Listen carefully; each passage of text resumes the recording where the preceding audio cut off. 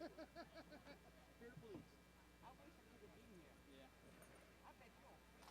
that breeze is going to be a real salvation if it holds up.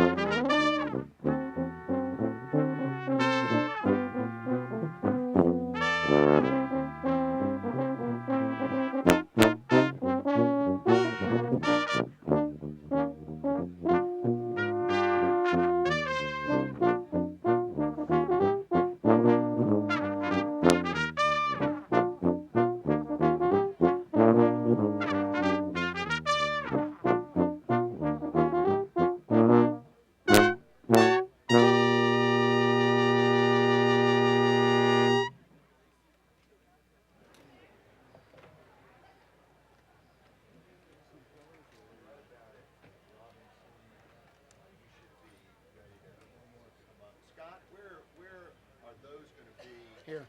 Over here. So where should Bob go? Ken will be here. Ken here. Me here. Just come in between.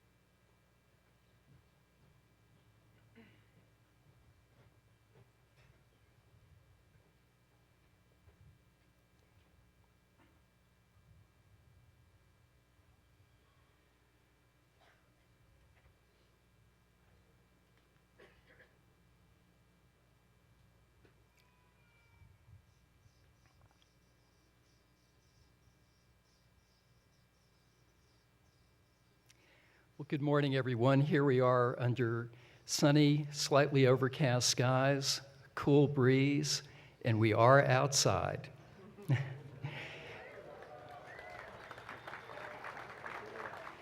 Please remain standing for a moment while Harlan Beckley, the Fletcher O.D. Thomas Professor of Religion and Director of the Shepherd Poverty Program, offers the invocation.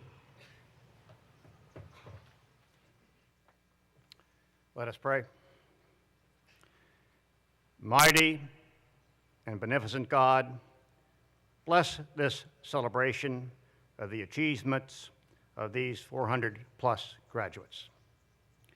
Fill our hearts with gratitude for all of those who have enabled the accomplishments that we honor today.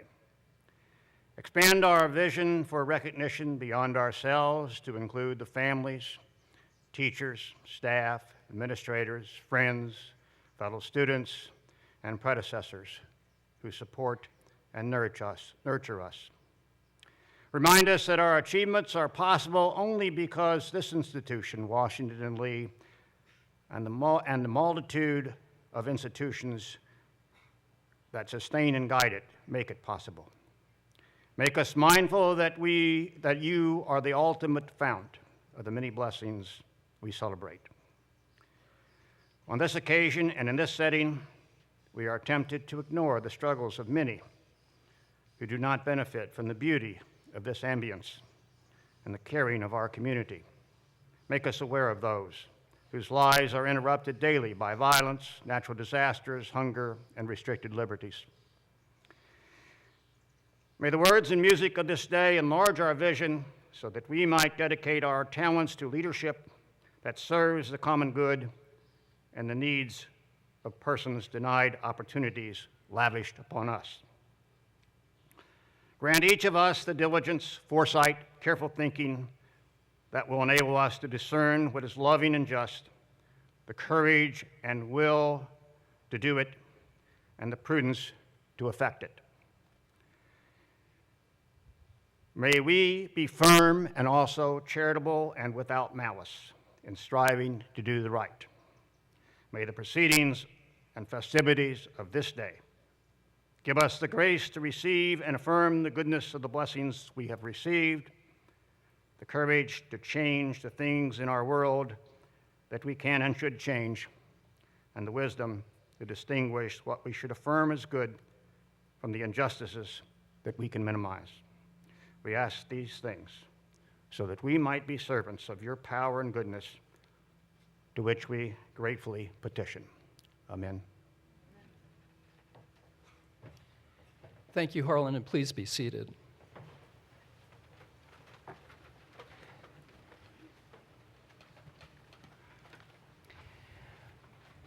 Honored graduates of the class of 2011, parents, family members, and friends, members of the Washington and Lee University Board of Trustees who are with us today, and members of the faculty and staff, welcome to Washington and Lee University's 2011 commencement ceremony. Our commencement ceremony at Washington and Lee is different from other places. You may hear passing mention today of commencement-worthy cliches. We wouldn't want you to feel deprived. Tomorrow is the first day of the rest of your life. Remember, commencement means beginning. Dream big, be true to yourself. Look before you leap, but remember, he who hesitates is lost. The world is a challenging place full of impossible choices. As Woody Allen famously said,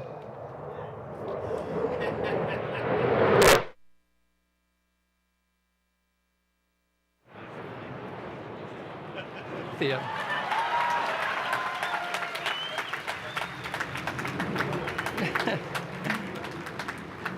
We hope you appreciated that extra gesture. It took a lot to arrange that. But as Woody Allen famously said, more than at any other time in your life, in the history of mankind, we face a crossroads. One path leads to despair and utter hopelessness, the other to total extinction. Let us pray that we have the wisdom to choose correctly. But we don't generally take that approach here at Washington and Lee, not because we don't think you have heard those are unimportant messages, but rather we believe you know most of it already. If we have not gotten through to you the last 4 years, it is too late now. No, today is one of recognition and I hope inspiration. It is a defined marker in the midst of a continuous and gradual progression. The perspectives of our graduates have been shifting these last few years as they have grown as individuals, discovering much about their unique personalities and abilities. Even as they learned that being part of a close-knit community means surrendering a little bit of that individual license to the common good. Today is simply one day we allow ourselves the luxury to stop and pause and understand the longer journey. It is neither a beginning nor an end. Just a brief word to the parents. This is, of course, a milestone for you as well. Some of you are surely trying to recall the long-forgotten skills of managing discretionary income, but it is meaningful in another way. 4 years ago, when I welcomed you to the Washington and Lee community here in Lee Chapel, I boldly predicted that the 4 years would go quickly, that there would be a few bumps along the way, and that no matter how mature and smart your sons and daughters seemed at the time, they would amaze you at the time of graduation. You were proud then and probably a little bit anxious as well. You are even prouder today, but in truth, still a little anxious. Anxiety is one of the things that we parents do best. But on this special day in the lives of your family, I, on behalf of the faculty and the staff, thank you once again for entrusting us with the most cherished part of your lives. It is now time to point out a few special recognitions. All of the members of the faculty and staff contribute significantly to the education of our students, but it is customary at this time to single out for special thanks the faculty and staff who will retire at the end of this academic year. Each has served the university and all of our students with distinction. I will ask each retiree to rise when I call his or her name, the position, and the number of years of service they have devoted to Washington and Lee. And then I'll ask them to remain standing until all are recognized, and at that time, I would like all of you to recognize them by a round of applause. When I say that it is customary to do this at each commencement, I do not mean that it is routine. And when I call these individuals by their name and mention their service, I want you to take note of this year's special Hall of Fame class. They have devoted over 500 years of service combined to Washington LA. June Aprilli, Provost, 4 years. George Karras, Director of Corporation and Foundation Relations, 14 years. Ed Cron, the Henry S. Fox Jr. Professor of English, 40 years. Jackie Davis, the University Bookstore, 39 years. John Doyle, Associate Law Librarian, 25 years. Leon Fields, Custodian, 22 years. Lynn Hammett, Administrative Assistant in the Williams School, 23 years. Betty Hickox, Administrative Assistant in the Art Department, 25 years. Nancy Margan, Professor of Psychology, 36 years. Ron Reese, Professor of Physics and Engineering, 32 years. Len Reese, Technical Services Specialist, 25 years. Joan Robbins, Director of Hillel, 10 years. Taylor Sanders, Professor of History, 42 years. Lad Sessions, Professor of Philosophy, 40 years. Tommy Sloan, Custodian, 34 years. Ken Van Ness, Professor of Physics and Engineering, 25 years. Charles Ware, Dining Services, 34 years. Tom Whaley, Professor of Computer Science, 24 years. Jack Wielgus, Professor of Biology, 34 years. And Tom Williams, Professor of Physics, 37 years. Please join me in thanking these individuals.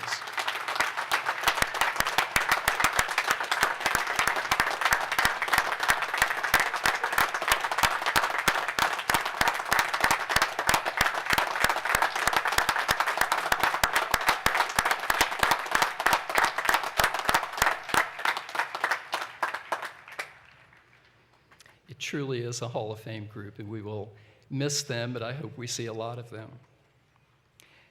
Next to your families, those of you graduating today probably owe your education to the faculty and staff more than to any other single group.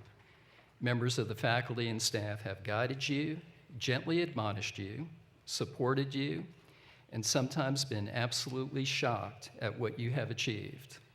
Would the faculty and staff please rise so that we may thank them on your behalf?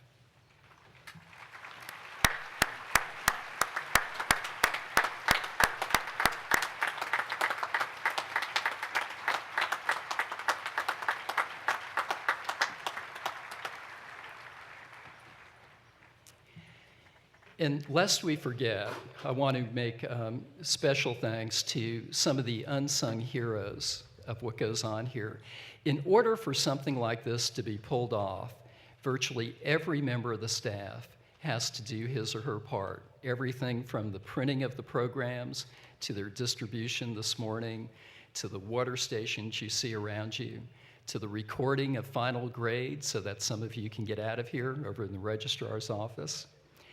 But there are two groups that really are the unsung heroes of what we do, and not just of this day, but of the Board of Trustees weekend, the weekend before, the reunion weekend, the weekend before that, and law commencement the weekend before that, and several other things.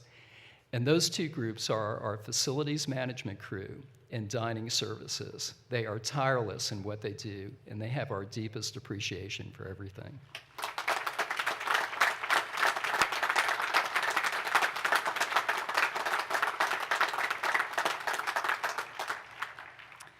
I now call your attention to the printed program, and you will find recorded there a list of students who have won special honors and awards. I commend to you a careful reading of this part of the program. While all the students today who are graduating have achieved the most important recognition, a degree, we customarily recognize two special awards at graduation. First, we recognize the recipients of the Algernon Sidney Sullivan Medallion. Each year, the faculty selects two members of the class. The award recognizes those who excel in high ideals of living, in spiritual qualities, and in generous and disinterested service to others. This year, the faculty voted these awards to David Dubin and Jasmine Esprit.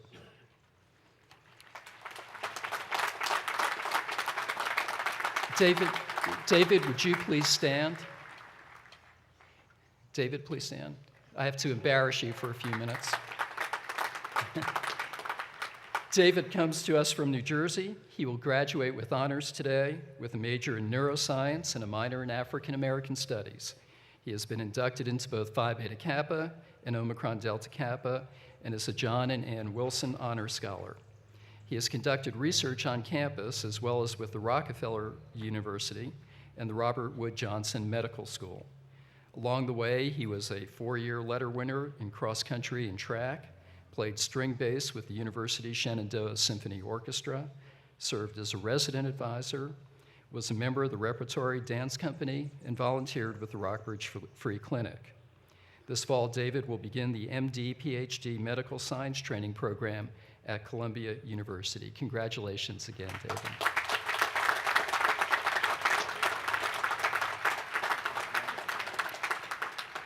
Yasmin, would you please stand? Yasmin is a native of Dix Hills, New York, and will graduate today with a major in art history and minors in African American studies and studio art. Inducted into Omicron Delta Kappa, Yasmin participated in the University Scholars Program and was named a member of the Phi Eta Sigma National Honor Society. She has interned at our own Reeves Center and the Stanier Gallery in the Studio Museum in Harlan, New York, where she also worked as a project assistant for Caribbean Crossroads of the World. In her spare time, she was a member of the Washington and Lee Ladies Club, the W&L Arts League, and the Art League of Long Island. She has served as a resident assistant, was co-founder of the Caribbean Society at W&L, and served as a peer tutor. She is also a Fulbright Award recipient, and upon graduation, she will serve as a curator for the Barbados Arts Council while earning a master's in cultural studies at the University of West Indies, Cave Hill. Congratulations, Yasmin.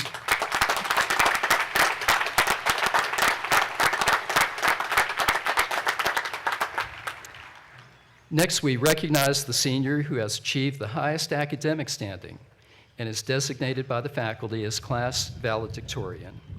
Michael Todd Kuntz with a 4.049 GPA. Michael, would you stand?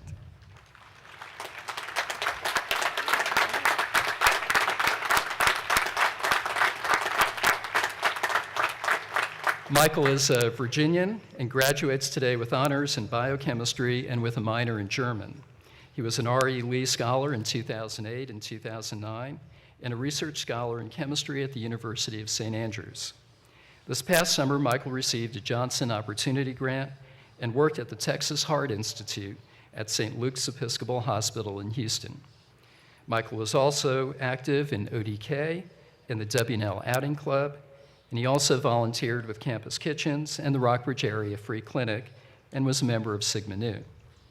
Upon graduation, Michael will attend a place called Harvard Medical School, if I have that right. Congratulations, Michael.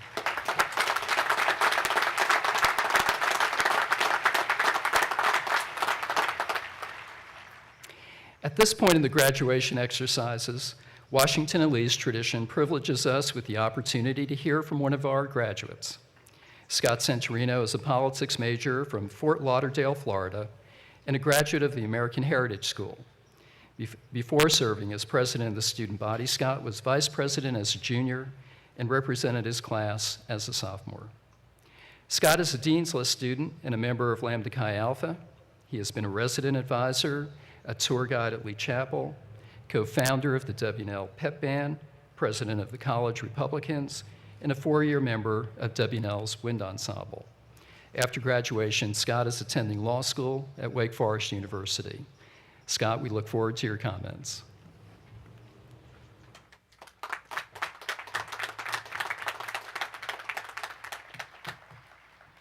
I was doing okay until I saw everybody over here.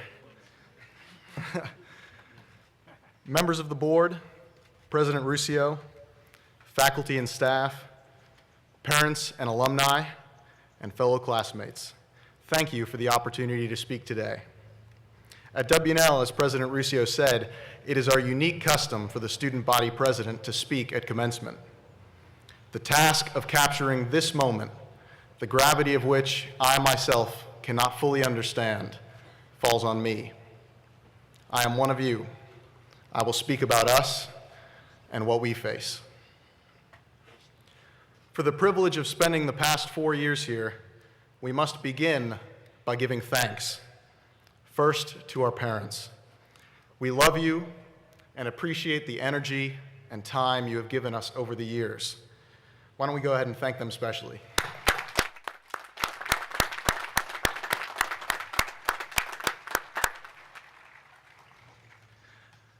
Second, we must thank those who kept W&L strong before we arrived. To the board members, presidents, student leaders, and alumni in our time and before our time, who knew that we and others would follow. We thank you for your efforts to keep this place special.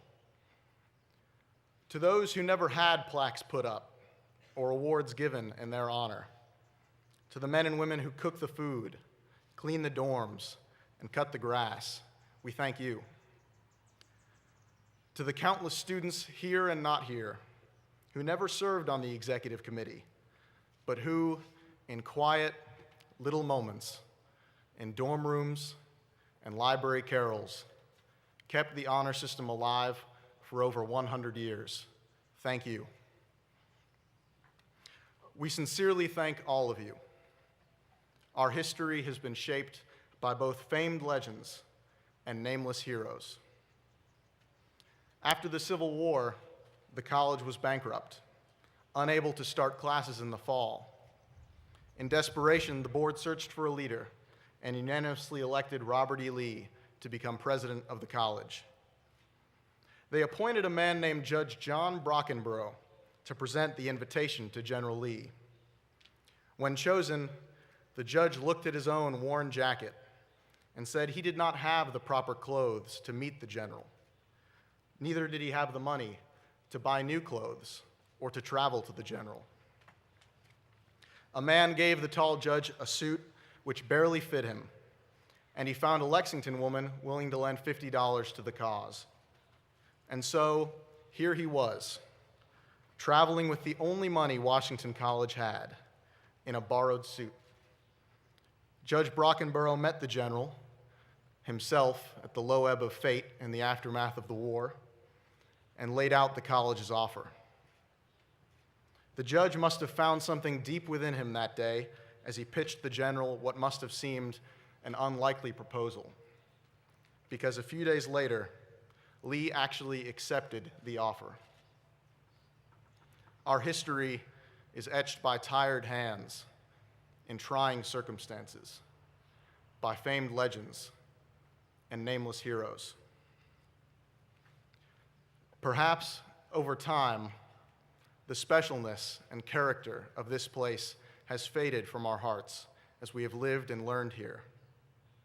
But remember, for a moment, the bright eyes of your family when your acceptance letter arrived, the pictures you posed for on the colonnade, the banners you hung on your walls. I'll remember when I met my freshman year roommate. We were very different, but we got along great. On most nights, he would get back from the science library around 11 or midnight. I couldn't imagine why he needed so much time to study, and I'd give him a hard time and say he needed to have more fun. My freshman year roommate was Mike Kuntz, the class valedictorian, going to Harvard Medical School next year. We're ready to take some memories with us. Rushing to class, waiting to get into fancy dress, standing around a bonfire and hanging out with friends, tubing down the Maury River, or long drives in the county just to feel the land, follow the fences, and hear the streams out your window. But we are unsure how to detach ourselves from other stronger threads. For some of us, it's our routine or a favorite professor. For others, it's a best friend you've built your life around. But today, we graduate. Like most our age, we have seen the highs and lows that often come with these formative years of life. Our class, in particular, has much upon which to reflect. Kevin Dyer, where's Kevin Dyer? Kevin Dyer, no matter when you earn enough academic credits, you have already earned more than enough courage credits in our eyes. You will always be a member of the class of 2011. We admire you and wish you the best in your recovery.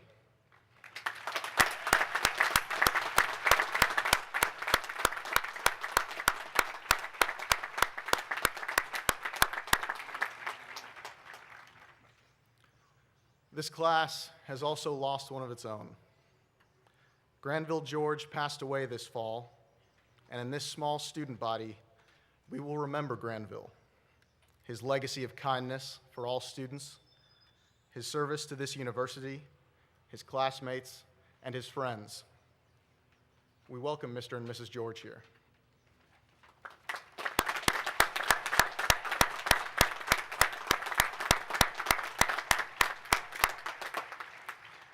Know that you have been in our prayers. As this student body moves forward, we will remember him. He was one of us. Granville George was the perfect gentleman. The question now becomes, what does the class of 2011 bring to the world? We carry the lessons of Washington and Lee. In the name of this university are two men. One man won, the other lost. But in their stories, we can learn that victory is not without personal sacrifice, and that defeat can never erase the memory of a noble spirit or extinguish the moral lights of a warm heart. And what have we learned here? It begins with our sense of honor. In our last 4 years, we have lived under the honor system, a system designed to train us to act above human weakness. We couldn't choose to remain separate or ignore it. We were surrounded by it, held to it, dependent upon it. We know what it did to us, what we learned as students of character and strong honor at Washington and Lee. Then there are the lessons of the classroom. I knew the harsh truth that the world's resources are scarce, but in economics, I learned that prosperity is not a zero-sum game. We can all improve our lot together, and it is in our best interest to ensure opportunities for others. I knew that men and women are not angels, but in politics, I learned that hardship and independence are the crucibles of ability and advancement. The best choices in governing ourselves and others are not necessarily the easiest choices. I learned in computer science that to create the most complex and liberating systems in the world, you must simplify, sometimes even just in ones and zeros. Simplicity can sometimes unlock our vast potential. I learned in music and PE that you don't have to be the most talented or the fastest to be important to a team. Sometimes to be really good at something means being the person who always shows up, who keeps practicing. First or last chair trombone, starting or third string running back, rain or shine. I learned in geology that no matter how daunting something seems, how hardened a place is, how heavy a burden might feel, nothing, not even the earth on which we stand, can escape time. Nothing is immovable. I learned in English and theater how complex and nuanced the human condition really is. Frailty alongside tremendous power. Temptation alongside incredible endurance. But it also taught me that to capture it, the meaning of others and the meaning of mankind, our best chance is to look inward at our own soul and conscience and to understand our own complexities.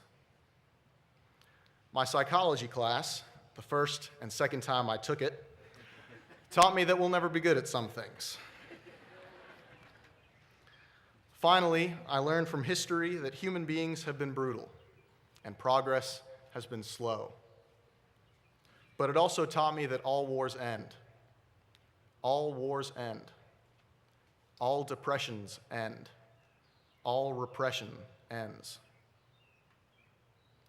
These lessons, simplicity, fellowship, common sense, and common conscience, are not shallow. Admittedly, we are a small group, but each of us can send ripples of action, like little waves in water. And it wasn't the Mississippi River that formed the mighty natural bridge, but tiny Cedar Creek, a patient and steady creek. As graduates of this university, people will look to us. Our example will be followed. To lead, to expand the principles of this university into new waters, we must remember those lessons. We must also know who we are. Let us remember. As ordinary men and women in an island of freedom, we're standing up and tearing down the Berlin Wall. We were born. We inherited a world no longer limited by the Cold War. With this, we had peace, but we lacked direction and purpose. The peace ended on a beautiful morning 10 years ago this September, early in the 7th grade, as we sat in classrooms and listened to adults tell us our world would never be the same. The peace ended, but the confusion didn't. We grew up a lot that day. We came of age in that time, a time marked by war and economic uncertainty, weapons of mass destruction, and companies too big to fail. A time in which the world offered so much in material and image, but so few firm values to which we might attach our collective and vast material, or more than a superficial image. Fragmented and going in different directions, society offers us comfort in our own lives. But in such a world, we as a people seem to have little collective life. In the world offered to us, maybe we don't have to march across bridges anymore because our predecessors made it to the other side. In the world offered to us, maybe we have created the lives we wanted.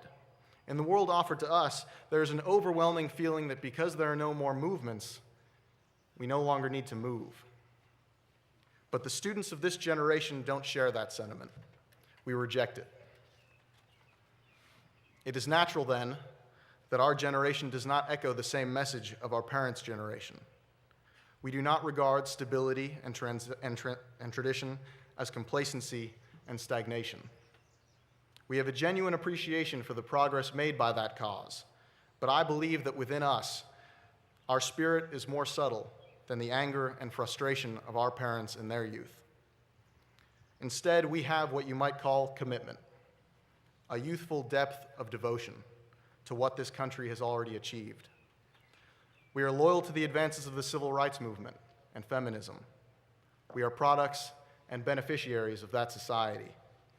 And we are also loyal to the advances made in the 40 years since, advances in technology and medicine, and advances in this country's strength at home and abroad. What is it, then, that we must accomplish in our time? I believe there are 3 arenas in which our generation must engage. First, we must find a way to preserve and promote social tolerance here and abroad without simultaneously succumbing to a moral pacifism with much deeper consequences for us and for those who follow us. Second, we must be the ones who come to understand the scope of our globalizing economy's impact on small and depressed communities in the United States and around the world. We must find ways to lift people out of poverty without leaving people or places behind. And we must do this without sacrificing the memory or mentality of the natural individual initiative which has pushed us this far. However, there is one task which I believe stands above them all: to mend the worn social fabric of this time. Along with the instant communication of Facebook and Twitter, it is our generation's task to maintain and improve the personal and social interactions the value of face-to-face conversation, and the power of words necessary for a strong and healthy society. Even if it's just a strong handshake, or the holding of eye contact, or spreading the fragile but still worthy speaking tradition we have come to know here. All the other problems we inherit, from the national debt to the achievement gap in inner-city schools, seem enormous compared to saving personal interaction. But no solutions to any of those problems can emerge from a people unable and unwilling to talk to each other. We know this is true because as we turn the pages of the book of human history, rights and reason appear more as men and women talk to each other more and are more connected to one another. Sometimes the pages of the book tear. Sometimes it rains and the ink blurs. And sometimes we just forget to turn the page. But we have hundreds of blank pages ahead of us, and we are ready to begin writing. As graduates of this university, we know that the power of our words and the character of our interactions will fill those pages. This is our century. So it's fitting that only 3 weeks ago, we learned that the forces of good, appearing as young men dressed in camouflage uniforms with American flags sewn on their sleeves, closed a chapter in our lives, perhaps the chapter of our youth. We heard the news about the villain of 9/11 and his rendezvous with justice from TV reporters and the internet. We heard about it from phone calls and text messages. But once we knew, we found each other. Like so many others of our generation who began with technology and the recent uprisings for democracy in the Arab world, we found each other. More than one commentator noticed that the majority of these crowds were young. In front of the White House and at Ground Zero, at baseball games, and in the streets, it was us. It was us coming out spontaneously to see each other. It was us hugging and chanting. It was us lifting each other up onto our shoulders. You see, we have already begun our journey. If we succeed, if we take all this with us, if we preserve the advances made and earn these new ones, we will lead society to a place in time and space at which we have stood in only very brief, fleeting moments in our history, and only a handful of times. To get there, we will reject the easy answers, which appeal to us only when we are at our most complacent or our least industrious. We have to imbue power with purpose, replace good enough with exceptionalism, and fill need with imagination. The achievement of such a time may seem far away or impossible, yet we are closer to such a time than most of us think. Some may think we don't have it in us to get there, but let me say simply, we do. It is possible. 250,000 miles from Earth, on a lifeless plain of the moon, stands a flag. The flag was placed in such a time. The flag represents such a time. One day in our century, it will be time to dream again. Today, we graduate. Though we depart, we never leave. Hidden in the breeze that comes off the mountains and into the valley, across the fields and onto campus, rustling leaves and lifting flags, we will be here. When each new class files into the pews of Lee Chapel, we will be a part of them, and they will be a part of us. History has taught us this too. 206 years ago, 2,500 miles northwest of this spot, Meriwether Lewis climbed to the top of a high ridge in the Bitterroot Mountains in present-day Idaho. 1 month earlier, he had turned 31 years old. That morning, he wrote in his journal the following: "This day I completed my 31st year and conceived that I had, in all human probability, now existed about half the period which I am to remain in this world. I reflected that I had as yet done but little, very little indeed, to further the happiness of the human race, or to advance the information of the succeeding generation. I viewed with regret the many hours I have spent in indolence. But since they are past and cannot be recalled, I dashed from me the gloomy thought and resolved in future to redouble my exertions and at least endeavor to promote those two primary objects of human existence by giving them the aid of that portion of talents which nature and fortune have bestowed on me, or, in future, to live for mankind as I have heretofore lived for myself. The winter snow had come early, in some spots as high as 8 feet. The Corps of Discovery, including famed legends Meriwether Lewis, William Clark, and 31 nameless heroes, were frequently lost and already had to kill 2 of their own horses for food. But one day, unexpectedly, Lewis climbed a ridge and saw an opening, a great mass of land, his path to the sea. I cannot tell you what Meriwether Lewis was thinking about over the course of that month, but I like to think that sometimes he thought of his times in the mountains and valleys of the East, of Shenandoah, and the time he spent at Liberty Hall Academy, the school which became Washington and Lee. I like to think that his memory of the same sunrise over the same fields which occupy our hearts gave him comfort in his journey. My hope is that it will give us comfort in ours. I like to think we will remember a little school in southwestern Virginia called Washington and Lee University that will remember our time in this place and that will remember the people we were here, inspired, blessed, and young. I like to think we will remember the shadows of white columns in which we once stood and the echo of the chimes filling our imagination. That will remember the worn steps on which we lingered and the strength within these walls. And so, united by an honor, as unyielding as we are faithful to our creed, guided by a God as willing to help us as we are willing to trust, this class moves on. We begin the walk west, and we will keep walking. Our hearts are willing. Thank you very much.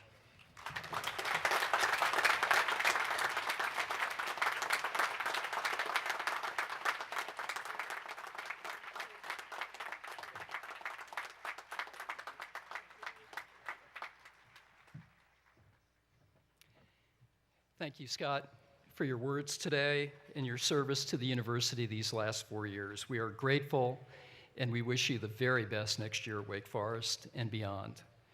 And I join you in your welcome of the George family and the Dyers, and I applaud you and your class for exemplifying the meaning of friendship, mutual affection, and support. As many of you know, one of the longstanding customs at W&L is that the president gives the commencement address. The tradition goes back a long time. Its origins are practical, not principled.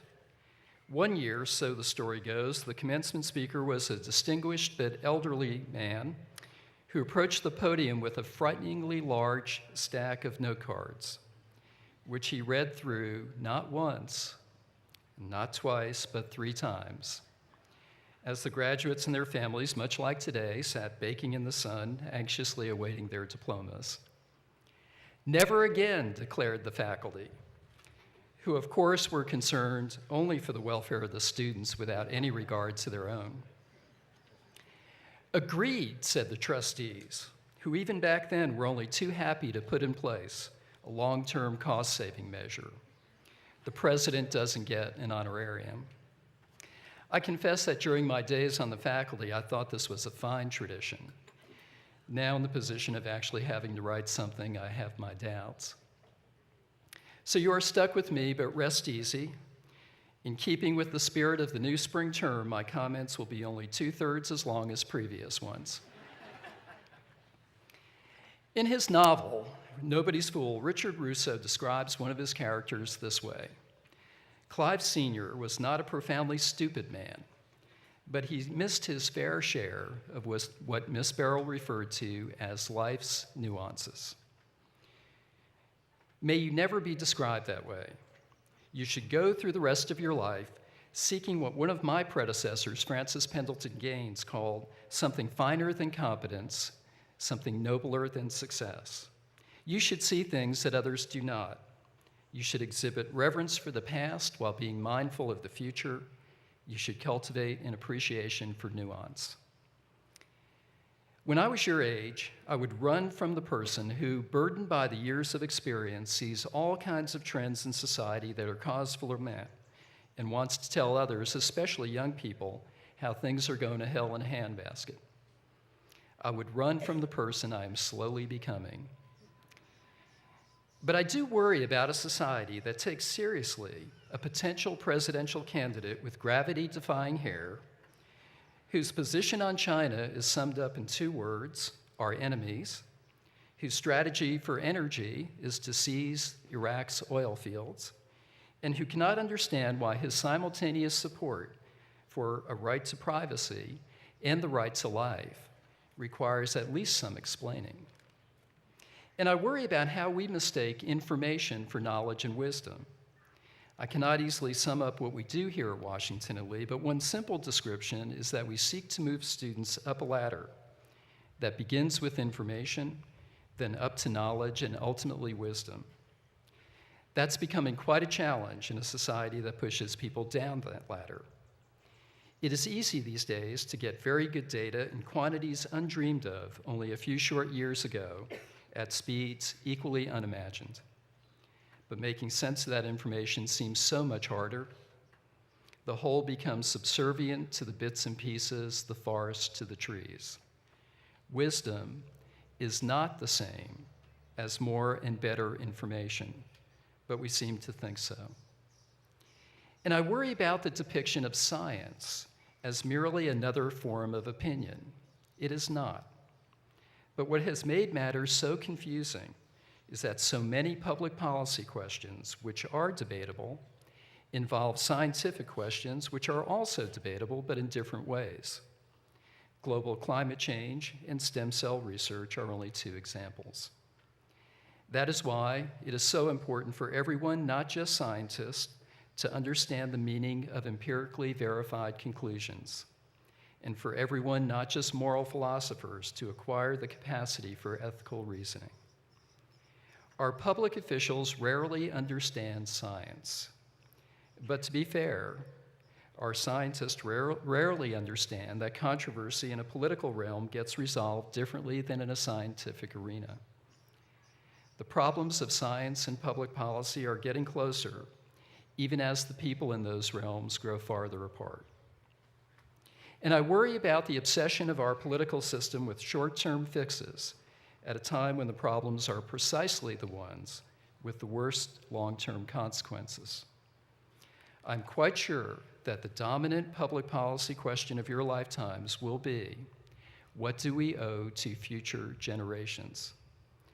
More so than in the past, the consequences of what we do, whether it is in the environment or fiscal management, will have costs that are too easily imposed on future generations, while those making the decisions save the benefits for themselves and for those who keep electing them. Lest I sound too cranky, I hasten to add that I don't worry about all of you. I've watched your intellectual and moral development these last 4 years. You will do fine if you keep in mind a few things, beginning with the obvious observation that while the lessons you have learned here will serve you well, the world you are about to enter is very different than the one you are leaving. Here, for example, we ask you to be trustworthy, and we ask you to trust others. But be prepared for the moment when somebody calls you naive and foolish for telling the truth. Living a life of virtue in a world without virtue, they will say, is futile. You will be presented with the false choice of looking out for yourself or being honest. It will be a false choice, even in the world you are about to enter. And in this world of moral complexities, search for nuance rather than simplicity. There are days when I gaze with envy upon those who live huddled in a security blanket of their own certitude, who seem to have it all figured out, who can discern motives merely by looking at a person, and who therefore have no need to listen to or learn from others. But most days I realize how uninteresting a life that would be, even if it would be easier, and how sad it would be to look upon all who disagree with you as morally obtuse or stupid. The philosopher Isaiah Berlin puts it this way: happy are those who have by their own methods arrived at clear and unshakable convictions about what to do and what to be that brook no possible doubt. I can only say that those who rest on such comfortable beds of dogma are victims of self-induced myopia, blinkers that may make for contentment, but not for understanding of what it is to be human. I wish I could say our own community here at Washington and Lee is free of such certitude. And I wish I could say that when it does occur, we can chalk it up to youthful indiscretion. But it happens sometimes among those of us who have the experience and intellectual maturity to know better. Washington and Lee is less afflicted by this problem than any other place I've been, and I'm grateful for that. But that only means that when it rears its head, it is all the more painful and harsh. Out there, you will see much more of it. It is regrettably the predominant mode of public discourse these days.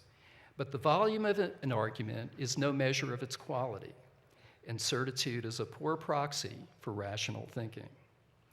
If a previous time marked the loss of innocence, ours might well be marked by the loss of nuance. Unless, that is, you play a part in recovering it, at least in your own lives. I wish for you a life enriched by the insights found in literature, the perspective that comes from reading history, and the wonder that comes from witnessing the creativity of art and music.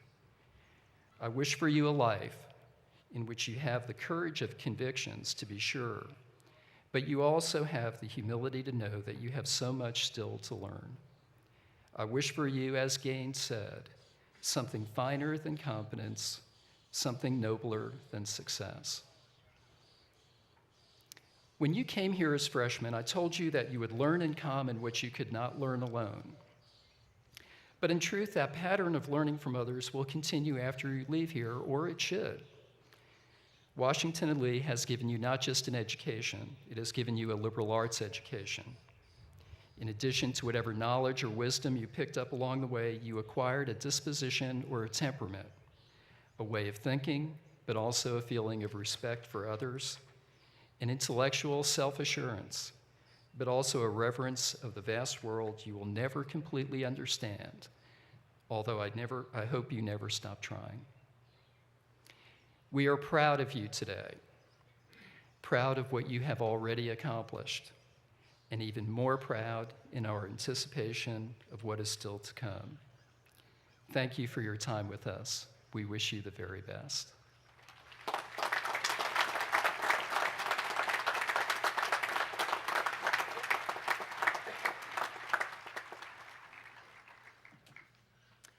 And now to the fun part.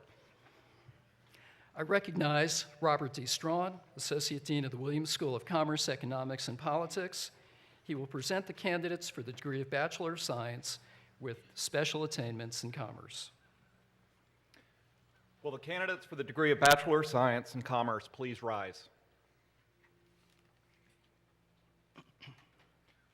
President Ruscio, this morning I have the honor to present for the Bachelor of Science with special attainments in Commerce 95 candidates. They have been examined by the faculty and approved by the Board of Trustees. I ask you by your official act to confer upon them this degree. By the authority vested in me by the Board of Trustees of Washington and Lee University, and upon the recommendation of the faculty, I confer upon you the degree of Bachelor of Science with special attainments in Commerce of Washington and Lee University. Congratulations. Please come forward to receive your diplomas.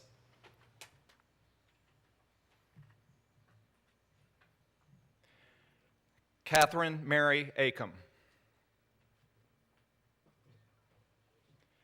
Kristen Michelle Adams, cum laude.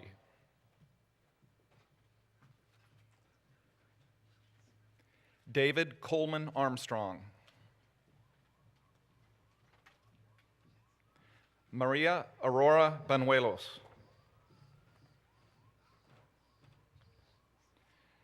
Zachary John Barbieri.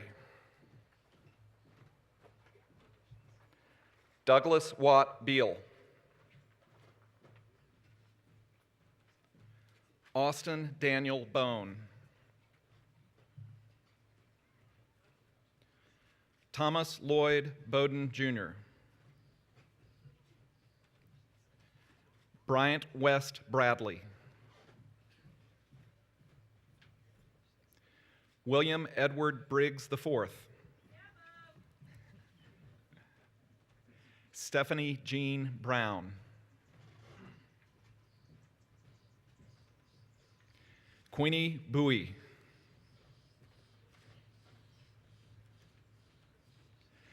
Michael Yost Burns. Pilar Elise Caldwell. Colin J. Campbell.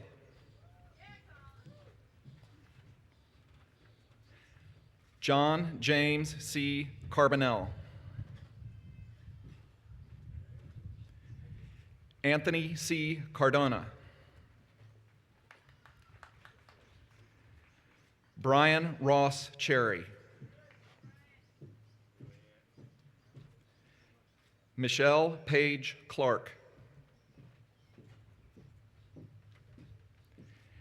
David Michael Coriel. Emily Bartlett Darling. John Spencer Daw.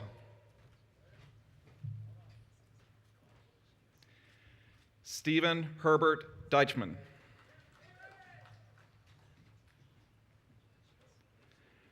Virginia Tully Dickinson, magna cum laude. Catherine Elizabeth Donnelly. William Lloyd Dorrance, Phi Beta Kappa, magna cum laude. John Donald Earhart. Robert Luke Ellis, cum laude. James Daniel Engelhart. Catherine Ann Fenwick, cum laude. Jenna Ray Finger. Hugh Samuel Gaynor, Jr. Catherine Masters Garrett.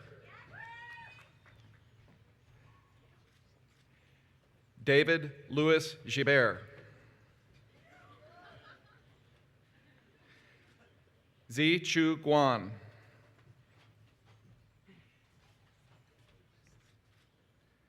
Ryan Carlton Guild.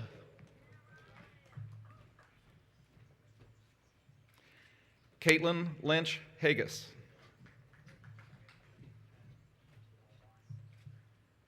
William Meyer Harbaugh. Alexandra Lynn Harper. Paul Arthur Hatcher, Jr. Elizabeth Renee Haney, cum laude. Sally Banker Houston, honors in Spanish. Laura Catherine Inglis. Caroline Nicole Lamberti. Stephen P. Lasala. Greg Charles Laswell, Jr. Sarah Shelby Lawrence, magna cum laude. Yuan Liu. Allison Long.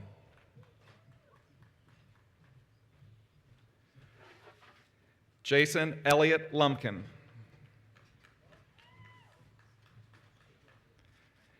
Marissa Elizabeth Mann, cum laude. Claire Pauline McCandless. Sadie Elise McClymont.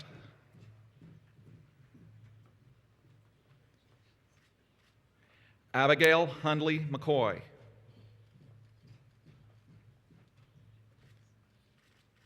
Martin Rogers McClendon, cum laude. Wilton Burton McGurgle.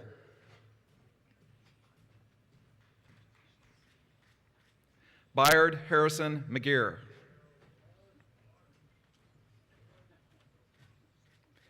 Andrew Vaughn Merlino. Meredith Knoffel Miller, cum laude. Sarah Elizabeth Miller, cum laude.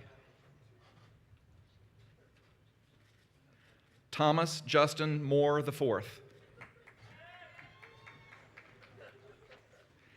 Alexander Douglas Newell. Wing Tong Vaughn, Phi Beta Kappa, magna cum laude. Pearson Parker Nibley.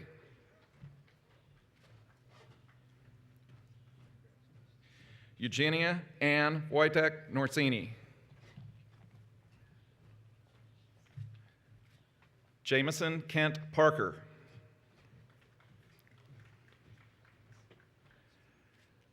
Ling Thuy Pham.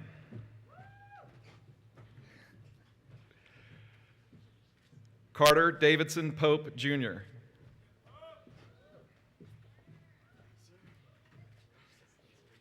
James Michael Pym. Stephen William Arthur Randall, Phi Beta Kappa, magna cum laude. Pembroke Tom Rathbone. Ann Collier Reed, cum laude. Matthew Lee Rodriguez. William Patrick Rouse. F. Gerard Savarese, Jr.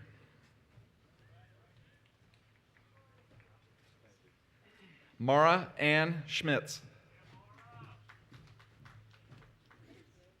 William Cameron Schneier.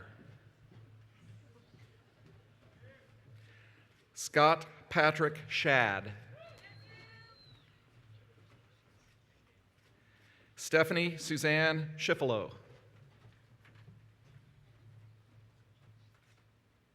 Jacqueline Mary Smith. Catherine Virginia Spear, cum laude. Dirk Allen Stanton. Lucas Mark Stratton. Bryce Alexander Sweeney. Scott Joseph Thomas. Kelly Patricia Tran, cum laude. Alexander Pavel Euler. Matthew Bradford Victor.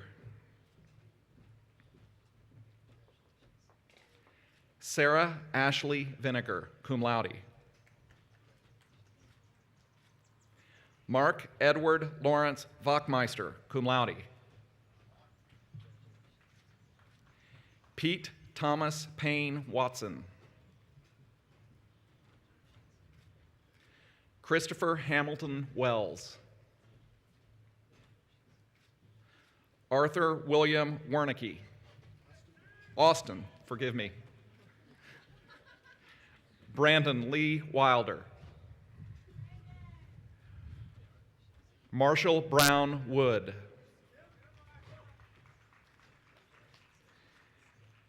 Jason Robert Zalesnik.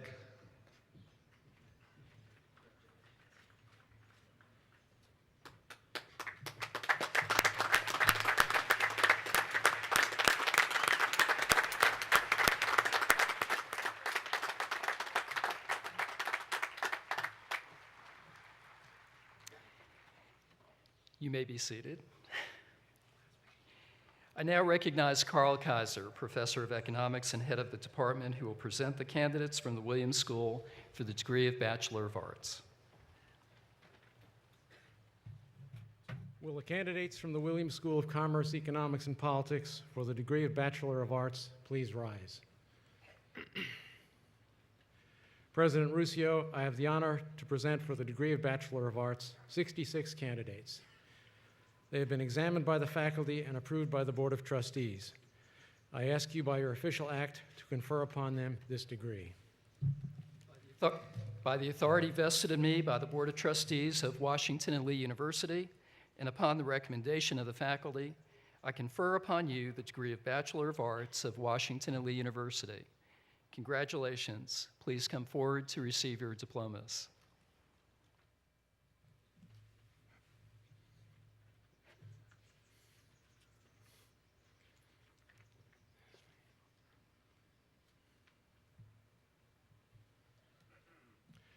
Maria Gabriela Albuja Buccelli,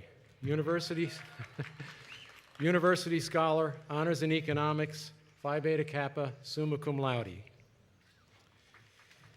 Nesli R. Ali.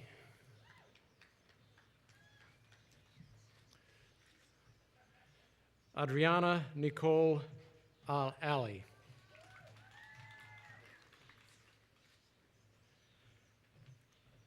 Christine Elizabeth Balistreri.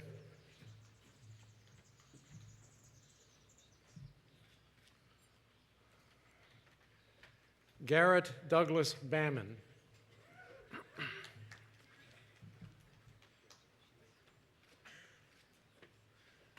Maria Aurora Banuelos.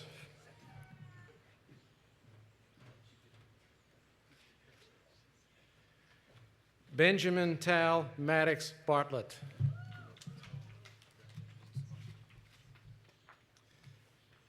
Catherine Rebecca Bean, Phi Beta Kappa, magna cum laude. Christina Alexandra Bratu, Phi Beta Kappa, summa cum laude. Jarrett William Brotzman.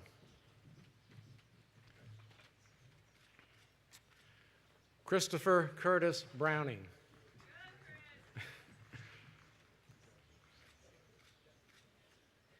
William E.S. Bruckman. Jacob Dylan Bunowitz.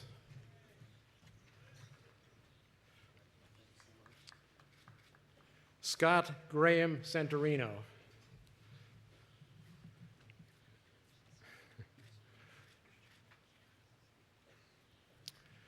Patrick Sanders Conley, Honors in Politics, cum laude.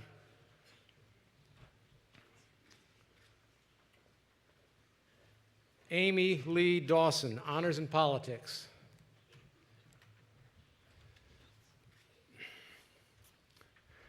Sarah Cameron Dewing, Honors in Politics, cum laude. Justin Michael Donati, cum laude.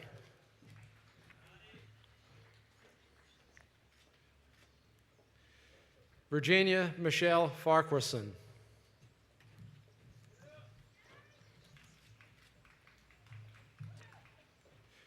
Allison Victoria Ferreira.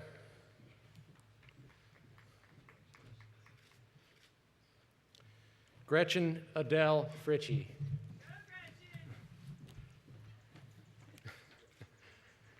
Robert S. George, Phi Beta Kappa, magna cum laude. Elizabeth Rose Gorman, honors in economics, cum laude. Justine Griffin Churchill, cum laude.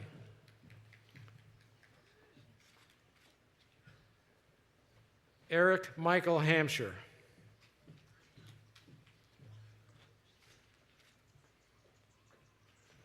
Ryan Anthony Hansen. Okay. Anne Gray Herring.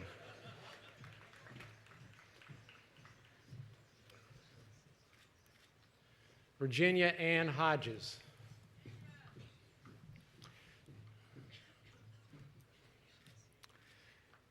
Kara Leanne Karcher, University Scholar, Phi Beta Kappa, summa cum laude.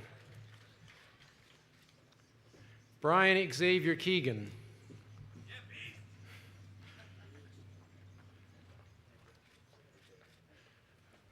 Anatoly Ihorovich Komenko, honors in East Asian languages and literature, Phi Beta Kappa, summa cum laude.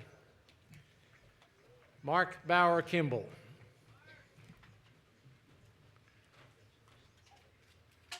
Kyle Daniel Coca.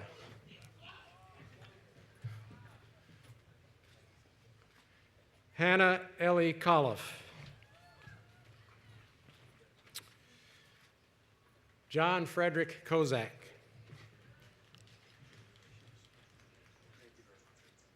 Gregory Lee Lennon.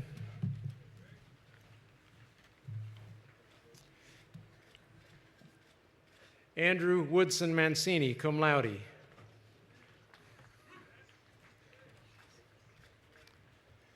Miles Noah Martin.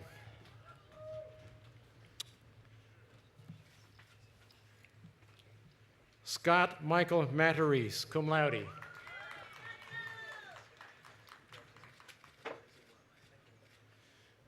Benjamin Joseph McCain.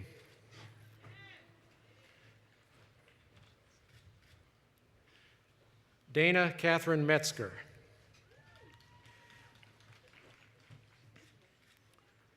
Mo Chung Pung, Phi Beta Kappa, summa cum laude. Wing Thang Van, honors in economics, Phi Beta Kappa, magna cum laude. Jack J. Pandol, Jr. Margaret Ann Pitt Paul.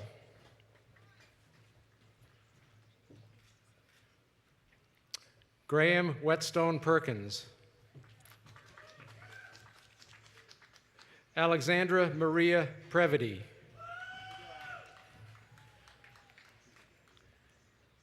Rhett Jacob Nicholas Reyes, Phi Beta Kappa, magna cum laude. Ian Alexander Reed.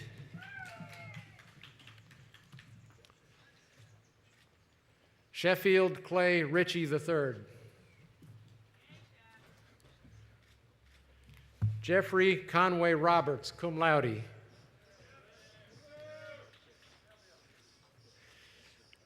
Richard Thomas Somm.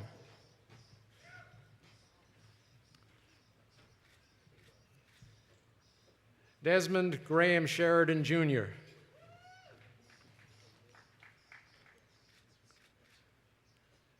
Anna Claire Skinner, cum laude. Kaylin Ryan Slattery, honors in economics, cum laude. Virginia Hayes Spillman, magna cum laude.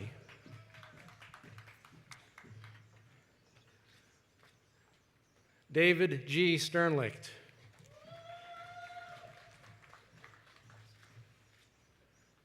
Joseph Andrew Stusik. Kara Ann Sullivan.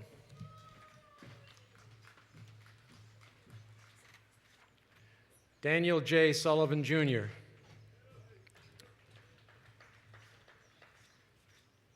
Inez Tovo, University Scholar, cum laude.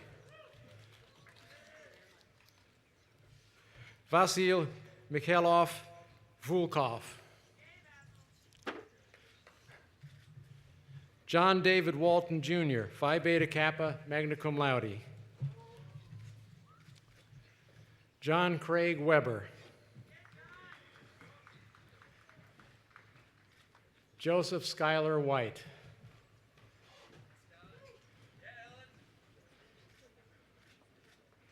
Laura Levering Youngmeyer.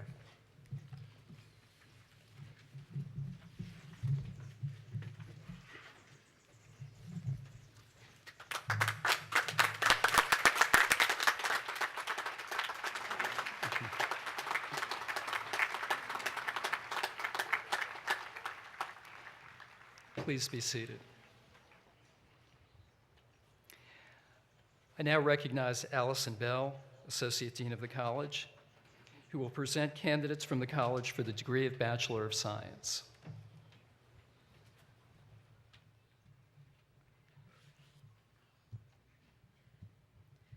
Will the candidates for the degree of Bachelor of Science please rise?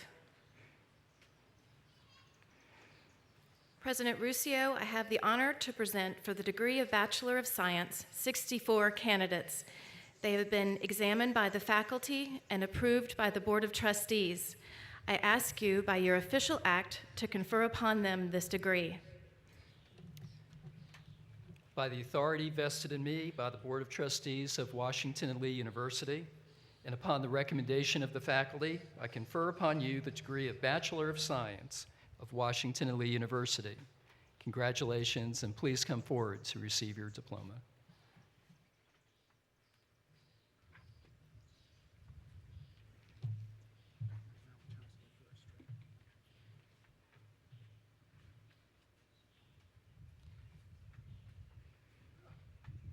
Edward William Malachowski, magna cum laude.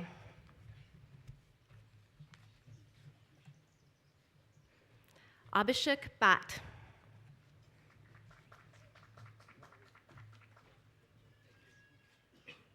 Kathleen Braun Blackburn, Phi Beta Kappa, magna cum laude. Anne Caroline Beauvais, honors in geology, cum laude. Louise Davis Brooks.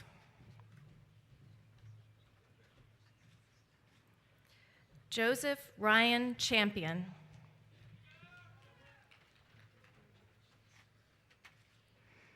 Alexander Nicholas Choksey.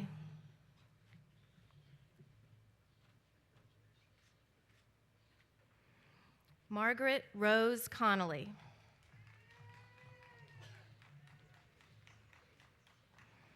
Devin Samaria Cooper, University Scholar, cum laude. Sydney Lee Copel.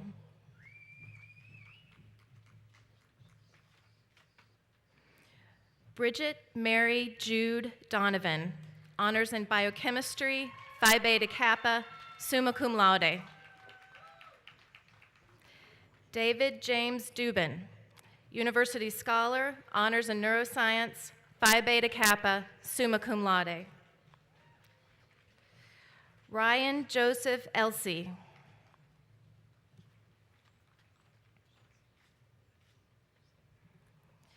Alan Nicholson Frierson, honors in geology.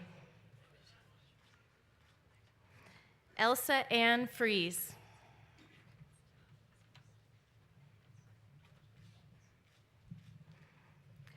Elizabeth Ann Gallo.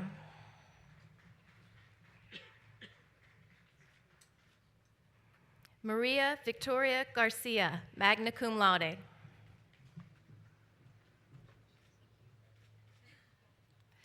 Taylor Lynn Garrett, Phi Beta Kappa, summa cum laude. Adriana Christine Gonzalez.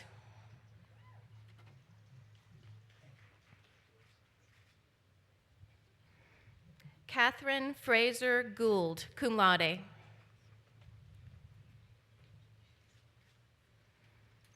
Nicole Page Herbst, magna cum laude. John Spence Hornbuckle III.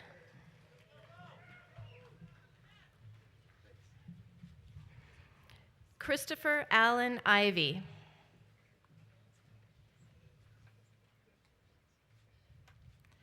John Daly Ivy III.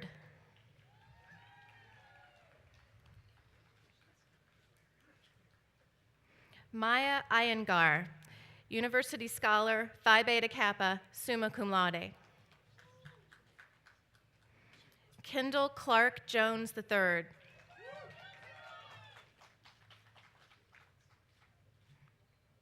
Margaret Taylor Justin.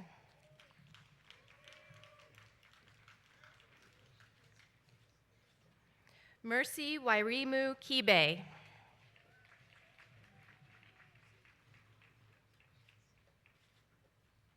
Hobart Amory King.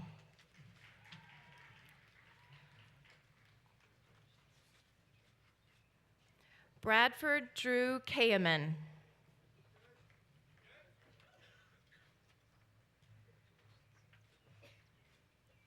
Michael Todd Kuntz, honors in biochemistry, Phi Beta Kappa, summa cum laude.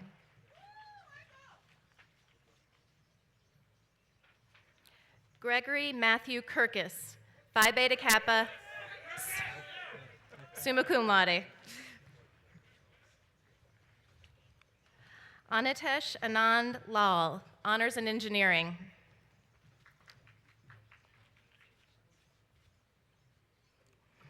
Diane Sung Lee, honors in biochemistry.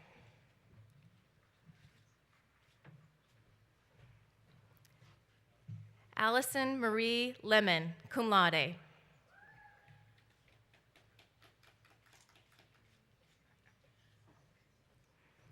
Cassandra Jade Lewis.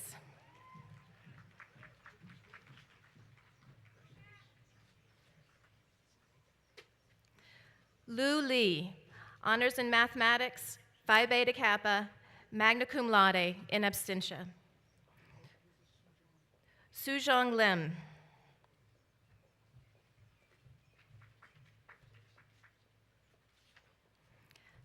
Nay Lin.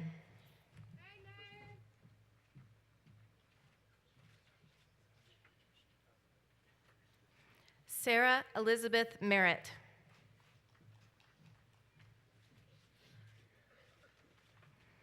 Elizabeth Ann Nixick.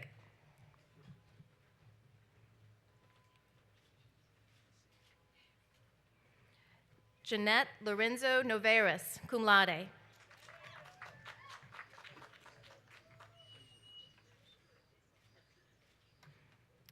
Peter Murphy O'Donnell.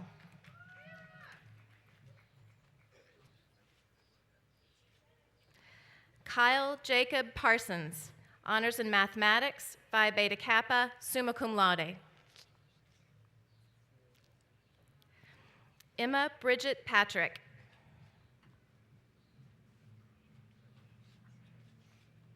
Wilson Fu.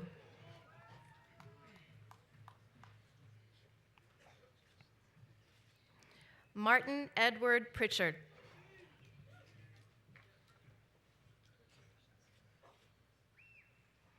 Madeline Sophie Quinn, Phi Beta Kappa, magna cum laude. Kara Elizabeth Regan, cum laude.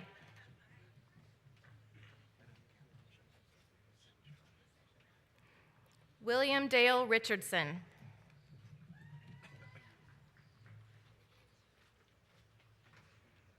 Peter Eugene Salvati.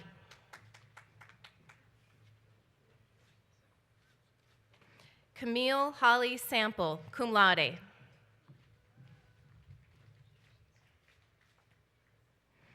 Esther Helene Schul, cum laude.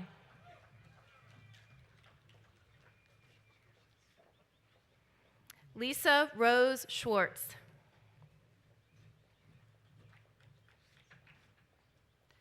Wenling Sheng, honors in mathematics, Phi Beta Kappa, magna cum laude, in absentia.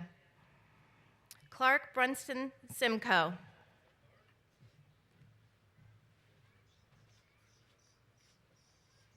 Crystal Faith Spencer.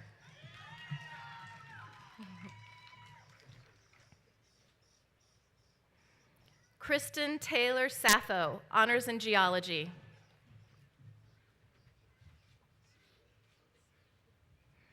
Joseph M. Stockmeyer, honors in geology, cum laude. Lauren Frances Sturdy, Phi Beta Kappa, summa cum laude.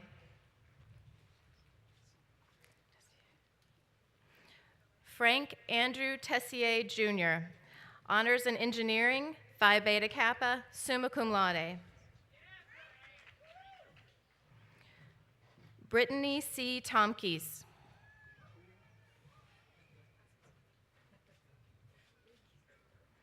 Meredith Rose Townsend, honors in geology, Phi Beta Kappa, magna cum laude. Vasil Valentina Fodinsky.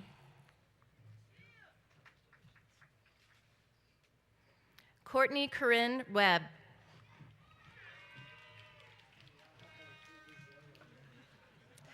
Catherine Elizabeth Weeks, cum laude.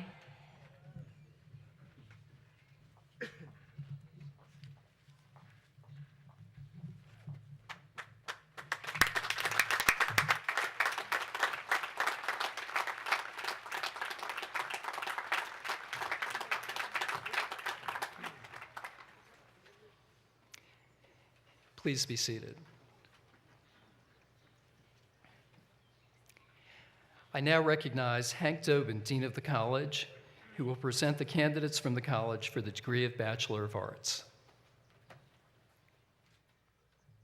Will the candidates for the degree of Bachelor of Arts please rise?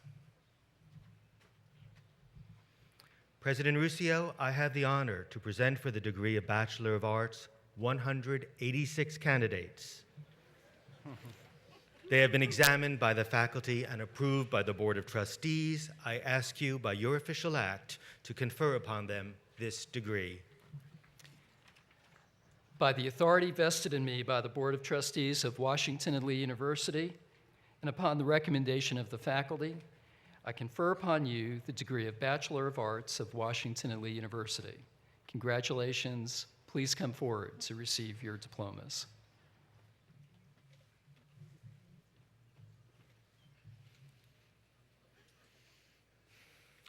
Kristen Michelle Adams, honors in philosophy, cum laude. Crichton Thomas Allen, cum laude. Emily Tapia Allender. Catherine Elizabeth Anderson, honors in English, Phi Beta Kappa, summa cum laude. Thomas Lanier Baker. Elizabeth Grace Barnett, cum laude. Catherine Ann Barton. Clarice Saralyn Olive Bear, cum laude. Connie Margaret Bayless. Gregory James Becchiaris, honors in philosophy, cum laude. Benjamin Kenny Belair. Robert Howard Henry Benedict. Kathleen Braun Blackburn, magna cum laude. Lauren Elizabeth Bowden. James Manili Boldrick. Linnea Jean Bond, cum laude. Allison Kristen Borelli, cum laude. Jessica Ann Boston. Danielle Sarah Bowman. Kyle Thomas Broderick. Kathleen Michelle Brown. Alicia Michelle Budich. Stevenson Hardy Bunn. Kelly Ann Camus.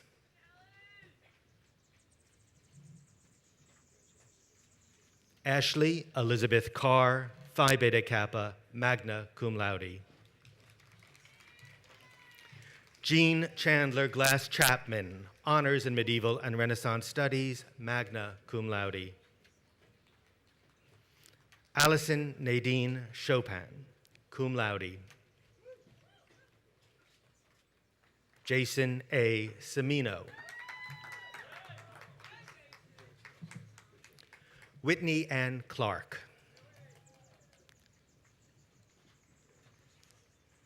Callie Reed Clemens, cum laude. Thomas Michael Colicchio. Catherine Louise Collier. Michael Gerhard Cook. Samantha Laurette Copping, University Scholar, Honors in Religion, Phi Beta Kappa, magna cum laude. Charlotte Ann Cornbrooks. John William Coyle, Jr. B. Lindsay Crawford, IV. Celeste Aida Cruz Carandang, honors in art history, honors in medieval and Renaissance studies. David Benjamin Curran.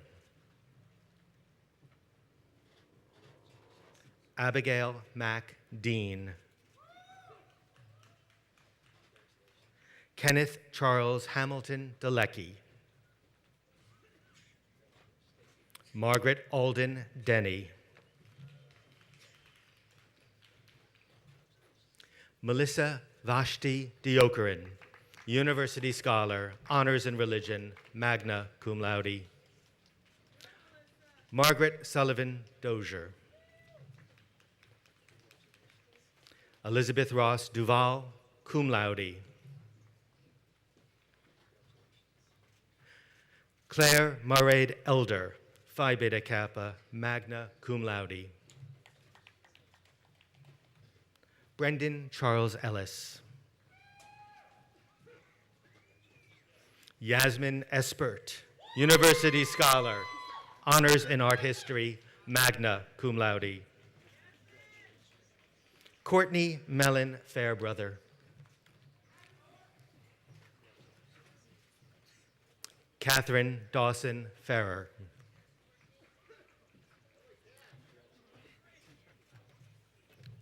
Kara Shaner Fitzgibbon, honors in sociology and anthropology, magna cum laude. Charles Maximilian Fleischman, honors in philosophy. Gregory Clark Frankie, honors in history, Phi Beta Kappa, summa cum laude. Davis Crawford Franklin. Weston Harris Frisk. Maria Victoria Garcia, magna cum laude. Timothy Russell Gavrich, honors in English. Catherine Elizabeth Geddes, cum laude. Catherine Bradley Gephardt, honors in art history, Phi Beta Kappa, magna cum laude. Samuel David Gillerin. Jeffrey Charles Giordano, Jr. Summer Long Goldberg. Adriana Christine Gonzalez. Catherine Cooper Gregory.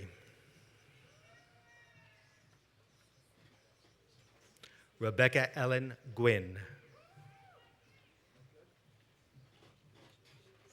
Carson Mather Haddow, University Scholar, Honors in Medieval and Renaissance Studies, cum laude. Sarah Elizabeth Hagan. Thomas Allen Hagner.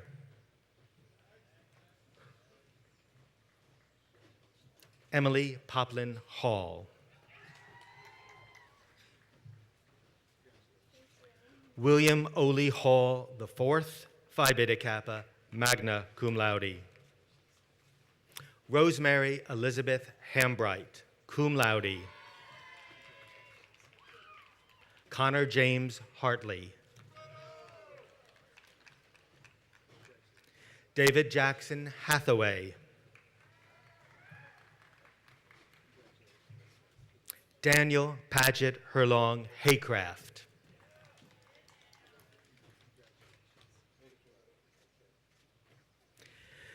Mayrin Therese Hayden. Carolyn Bowie Helms. Melissa Beth Hensel, summa cum laude, honors in philosophy. Felice Connor Fairfax Herman, honors in anthropology, cum laude. Anna Marie Hermisman, honors in English, Phi Beta Kappa, summa cum laude.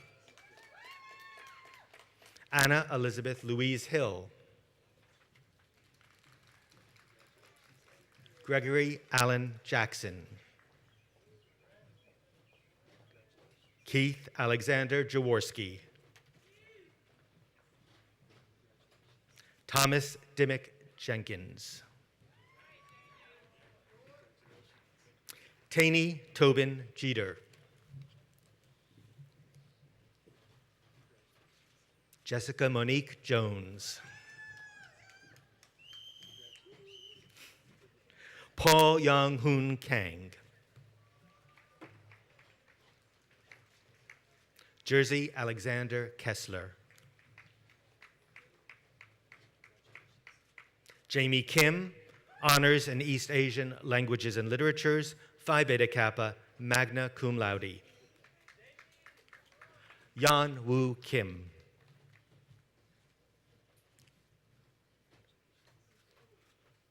Hikaru Kinouchi.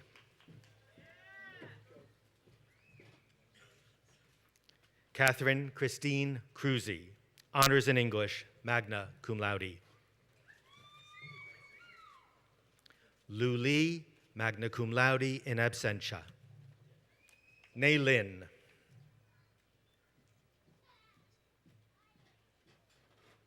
Catherine Ann Lindley.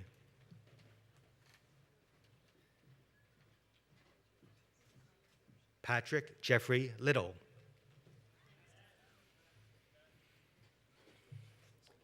Marie Christine Locke. Edward Gardner Lundvall.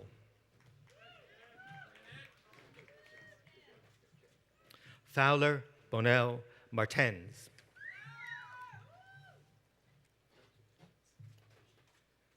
Caroline Lee Martinet.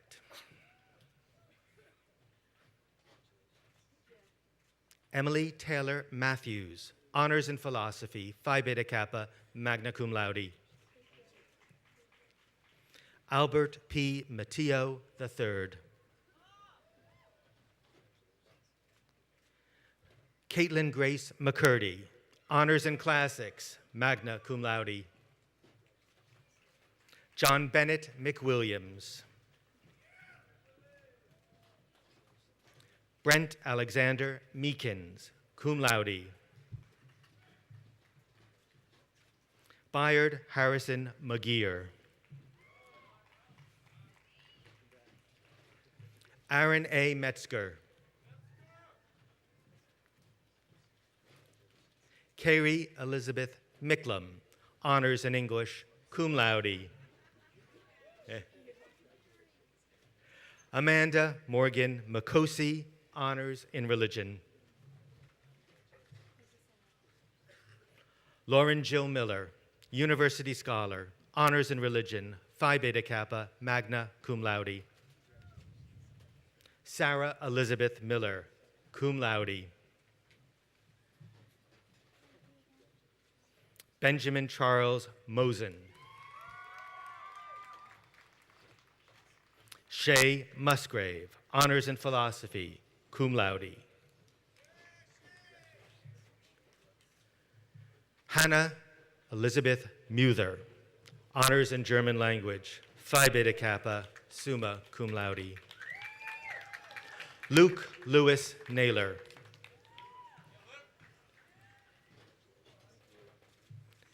Barry Eberechukwu Nadifan.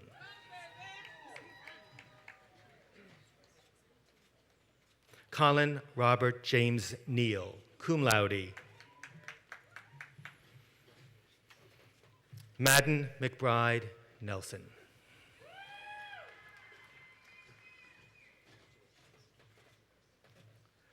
Marcus Burhay Newsom.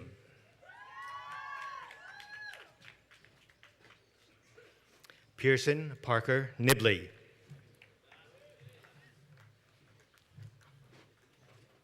Elizabeth Ann Nixick.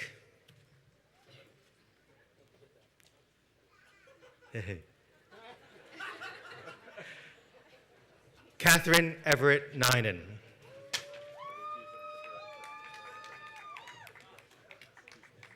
Grant Robert Nolan.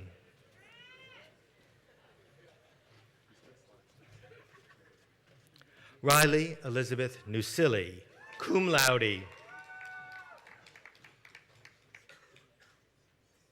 Jillian Ann O'Donnell, magna cum laude. Joan Ariano Olewapo Oguntaman.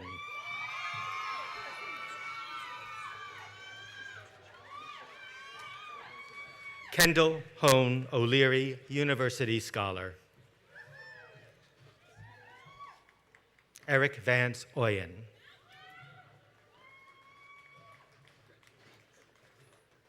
William Winfrey Paxton, Jr.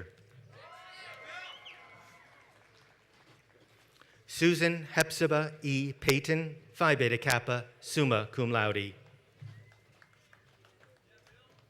Elizabeth Samara Piers. Jennifer Ashton Peckman.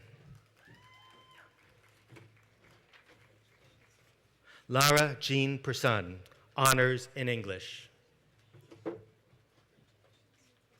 Elsa Ann Pfaff.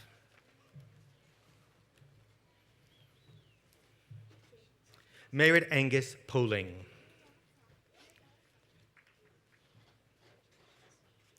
Ransel Newcomb Potter, Jr. Custis Coleman Proctor. Rosemary Christina Purdy. Mary Morgan Darby Radcliffe. Shane Wyman Ramey. Ruchira Ray.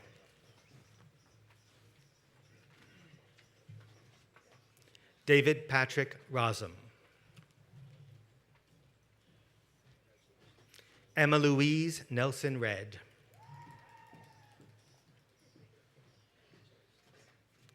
Catherine Carson Reed.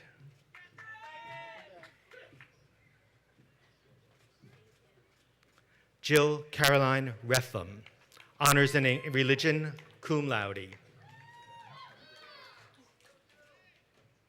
Kara Elizabeth Regan, cum laude. Tracy Claire Richardson, university scholar, magna cum laude. Richard Withers Robertson.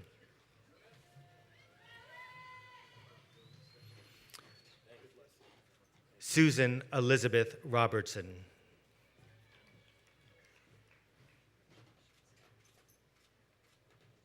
Olivia Haynes Robinson. Christian Timothy Roden, honors in English, honors in art history, Phi Beta Kappa, magna cum laude. Sarah Catherine Rhodes.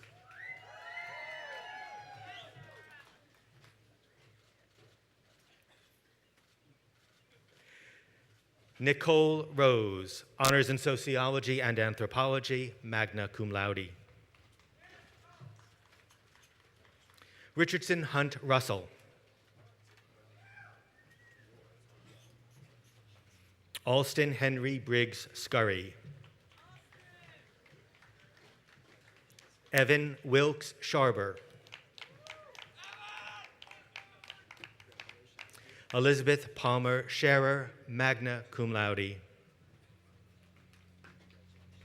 Michael Nolan Shiplet, honors in English.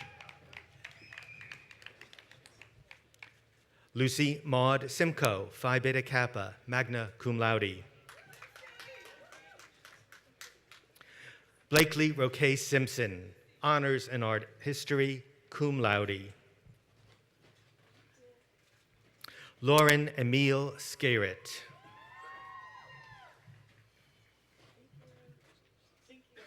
Sarah Juliana Slonecki, cum laude. Kristen Taylor Staffo, honors in geology. George Edward Stevenson II. Jordy Leor Stern. Lauren Frances Sturdy, honors in art history, Phi Beta Kappa, summa cum laude. Holly Emmeline Southers. Alexandria Marie Sweetser.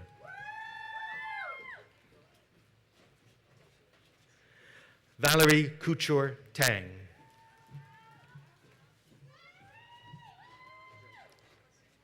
Edendale Taylor.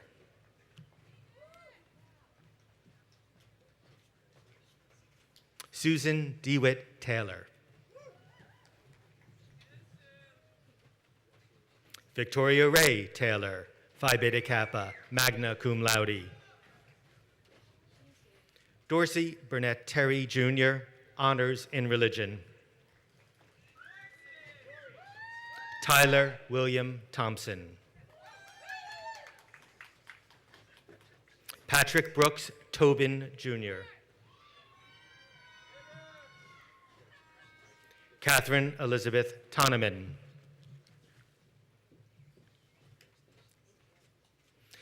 Christina Michelle Mata Torres. Mary Helen Turnage. Alexander Pavel George Euler. Abigail Grigsby Urquhart. Ellen Marshall Fulton Valentine, cum laude. Daniel David Vanderberg, honors in history, cum laude. Eleanor Fitzhugh Van Sant. Matthew Bradford Victor. Meng Wang, cum laude. Sarah Warsko, honors in music, magna cum laude. Robert Alexander Wasson V. Timothy Hubert Watson. Sarah Catherine Welch. Paige Catherine Willie, honors in English. Sophie Zhang. Congratulations to you all.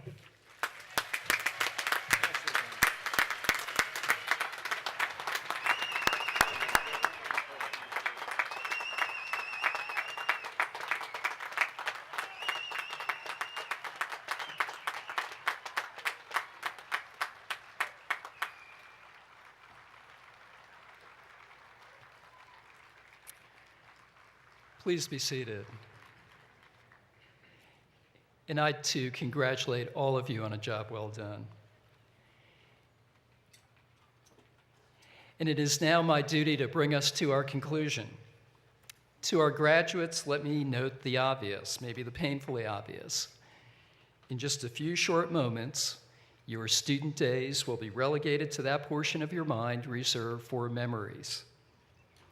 The letter you received from the admissions office, freshman check-in day, the early morning walks across the footbridge from the sorority houses to class, the final football, lacrosse, or volleyball game as a general, your senior recital, Goshen Pass, fancy dress, the staff member who cared about you during a rough patch, the faculty member who discovered within you an aptitude for art or science or philosophy and nurtured it into a passion. The friends you made who will be part of your lives forever, who will celebrate with you in the years to come marriages, the birth of your children, and your accomplishments. This afternoon, with your departure, the university in your eyes will begin its inexorable decline away from perfection. Yes, when the history of Washington and Lee is written, it will be recorded that it reached its peak on May 26, 2011.